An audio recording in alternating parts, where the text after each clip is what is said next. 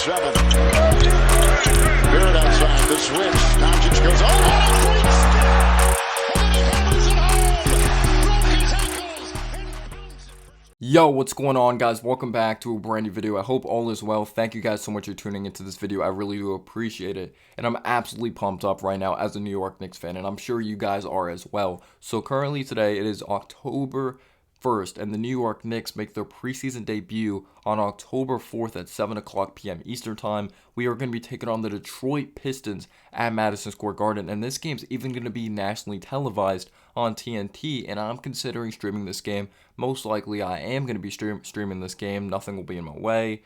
I get off work at a certain time that I'll be able to catch this Knicks game for sure, and it's just crazy. Like, basketball's literally here. I woke up the other day, like, at 6:50 in the morning, getting ready for work, and then I see the Golden State Warriors are taking on the Washington Wizards in Japan, very early game, and I'm just like, wow, that's crazy. Just, I love the preseason, those certain games that are so early. It was different when I wasn't working and when I would have my days off, so I'm like able to catch those games. But knowing me, I probably would have woke up in the morning and caught that full game if it wasn't for work. But this should be a very interesting game when you take a look at the New York Knicks and Pistons. I know it's just preseason, but certain personnel-wise, it's going to be a true test for this New York Knicks team, how we match up against size, athleticism in the backcourt. I'm not going to really be locked in when it comes to these rotations because I do think the rotations are going to change, especially with an injury that a certain player is not going to be playing for the New York Knicks, so I don't think this is going to be a locked rotation, and it's just the start of training camp as well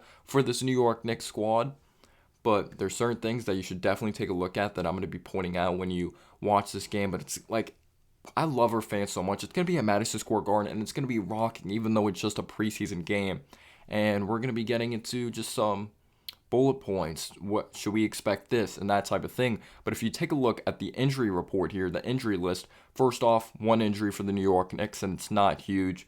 We have Quentin Grimes in a walking boot. He does have a sore left foot, and the reason why he's in a walking boot, it's just cautious. It's just sore, and there's really nothing wrong with Quentin Grimes, but there's a huge opportunity for this one player. You know, Tom Thibodeau did go on to say, or there's quotes out there specifically by Ian Begley, that Evan Fournier is ahead of Quentin Grimes when it comes to the depth chart, and it looks like Evan Fournier is ahead of him right now when it comes to that starting shooting guard position for training camp, and Grimes having this little injury get in his way kind of does suck, to be honest with you, but Cam Reddish, this is his time to thrive if it's coming off the bench in preseason, if he goes on to get pretty good minutes, because we know Cam Reddish, his highs are very high, his lows are very low. The very high qualities with him is the ability to create his own shot. We need more of that element, like in this offense. He's someone that's pretty strong. He has the size, he has the athleticism, so he kind of brings us elements that we don't consistently have on this basketball team, and when he is locked in defensively, he's a pretty good player.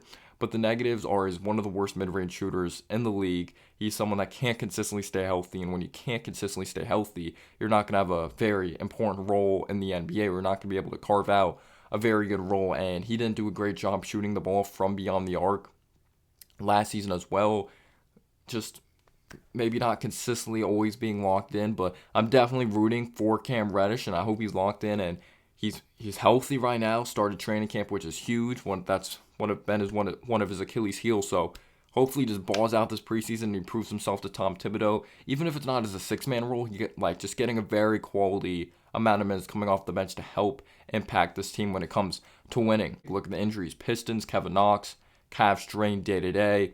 We'll see if he goes on to play. Maybe this changes in a few days. It's October 1st when I'm filming this video. It should be up October 1st as well. We're playing on the 4th, but I wish him the best of luck with his recovery. Calf strain day-to-day. Nerlens Noel, foot reconditioning, most likely he may not play, and Alec Burks is day-to-day with a foot injury. So all former Knicks. It's a very weird coincidence. So I hope they all have a speedy recovery.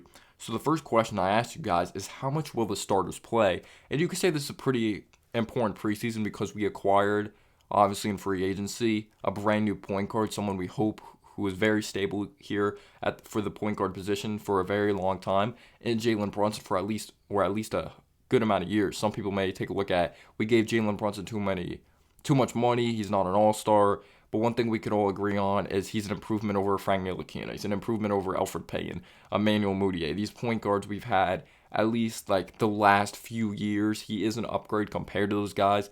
Nice hesitation moves. He's small, but he plays stronger than that. He actually thrives a little bit in the post. Like, he's an unorthodox style of play. He does a good job he does a good job using his leverage, getting to the basket, and he's just very crafty, which I do like about his game. He can shoot it from the outside, he can shoot it from mid-range territory. One of the most efficient finishers when it comes to at the basket. He can also get others involved. He can make very solid reads out there on the floor, and he's only going to make this offense better. He's only going to make RJ Barrett's job easier. We can't have RJ in these weird situations that we freeze him out of the offense. We need the ball consistently moving. You could say that also comes down to Julius Randle accepting his role or becoming smarter as a basketball player as well, but he does a good job recognizing guys when cutting, getting the defense to collapse, kicking it out to the perimeter, dumping it inside.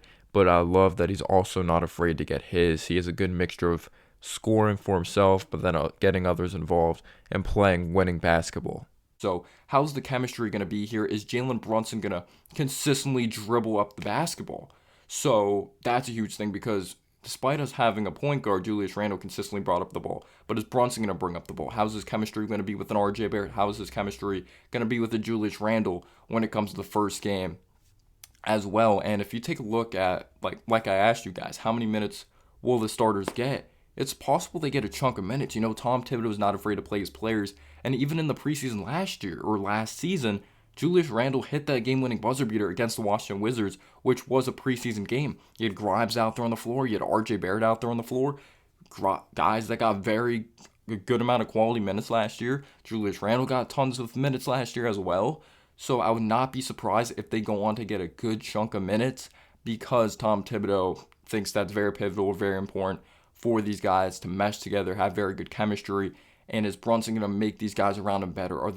Is there going to be an effortless flow within the offense? And there isn't going to be much of forcing the issue or much stagnant.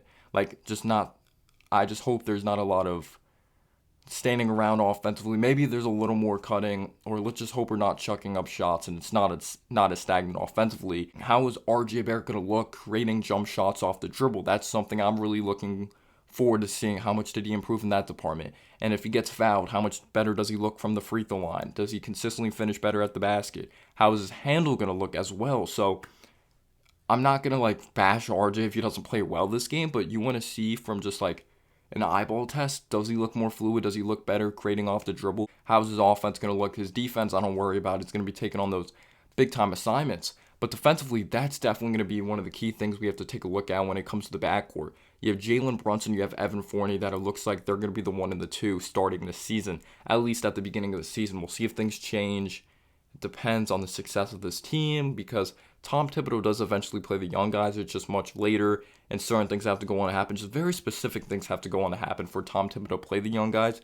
We know he has an unorthodox way of coaching, but you take a look at Jalen Brunson, you take a look at Evan Fournier taking on Jaden Ivey and Cade Cunningham, or Cade Cunningham and Jaden Ivey. This is going to be a very tough assignment defensively. I don't think there's going to be a problem when it comes to Jalen Brunson and Evan Fournier scoring the basketball. Like I mentioned, Brunson has sneaky good quickness, nice hesitation moves. He can get to the basket, get to that floater, good strength.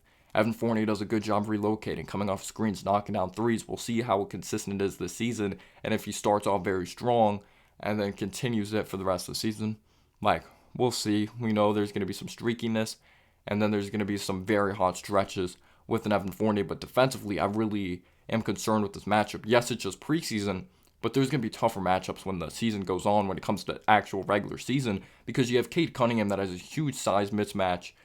It is a huge size mismatch, not just when it comes to height, but strength up against a Jalen Brunson or even an Evan Fournier. Yes, he's an inch shorter than Evan Fournier, but he has more of that strength to his game and more of a fluidity, and he's a very high basketball IQ. I know RJ is going to be taking on those bigger time assignments, but there is going to be times that there is switches, and there's not really much you could do about it, because Jaden Ivey and Cade Cunningham, at the end of the day, RJ can only defend one player, and if we're defending Cade Cunningham, who's going to defend Jaden Ivey? Who could you trust to really defend him? I know he hasn't played an NBA game yet, but Cunningham, first overall pick for a reason, and he wasn't drafted based off of pure athleticism. He was drafted based off of his high basketball IQ, his really good feel for the game, his body control. He has very good playmaking. He has very good eyes out there on the floor. He does a really good job just scanning the floor and making the high basketball play. I know he was inefficient, but he didn't play with much talent last year. He was kind of stuck in a really weird position. His efficiency did get better towards the end of the season, but I trust his mental makeup. He's gone stronger. He does a good job shutting people off with the strength, he has solid long wingspan, a solid long wingspan as well. He's a go-to step back. He could score from all three levels. He's not afraid. I'm just a huge fan of Cade Cunningham's game and what he's going to bring to the table. And then you take a look at Jaden Ivey. This dude's a blur in transition, just a blur. Even in the half-court setting, he only has one motor, and that's to go. Like, that's the only way he plays. He plays hard as shit, and I respect that about Ivey. He can get to that floater. He has nice hesitations. He's crafty as hell. He can get to the free throw line. His Achilles heel is shooting it from the outside, but he could pickpocket guys. He could do a lot out there on the floor. When you take a look at Jaden Ivey play, I guess he does need to learn how to play under control a little bit, and maybe his shot selection sometimes isn't the best. And there's going to be ups and downs. He's a young player, but how are we going to do up against that quicker type of personnel? He's a solid handle as well. Or he's a good handle. And we know tons of Knicks fans wanted him. So defensively, how are we going to look up against there's certain matchups? Is Randall's style of plays, did he rein it in a little bit? Did he want some film? I'm going to shoot less fadeaway jumpers. Is he going to put his back to the basket more? I think that's a good question as well. But some people may say that's not a good question. He's still going to go on to shoot some unnecessary fadeaway jumpers. But the rotation we see in this game, I don't think it's going to be locked in. Like I said, due to the Grimes injury, even if Reddish balls out, I feel like Thibodeau's always like, I need more of a sample size, you know? I feel like Thibodeau always needs more. We know he's someone he's a very tough coach. He's very tough. You could say he's stubborn, you could say he's tough, but at the end of the day, I feel like you have to really, really prove yourself in order for Tom Thibodeau to really trust you out there on the basketball floor.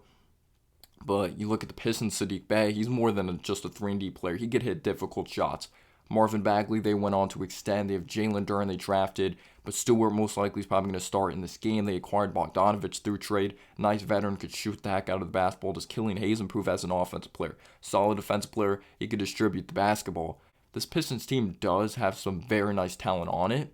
Saban Lee, they did go on to waive, but Isaiah Livers, how is he going to look? There's no more Luka Garza on this team, and it's just going to be so interesting. Like, Isaiah Hartenstein and Obi Toppin, how are they going to look together? I think they're going to look awesome together in the second unit because they both have very solid feel for the game.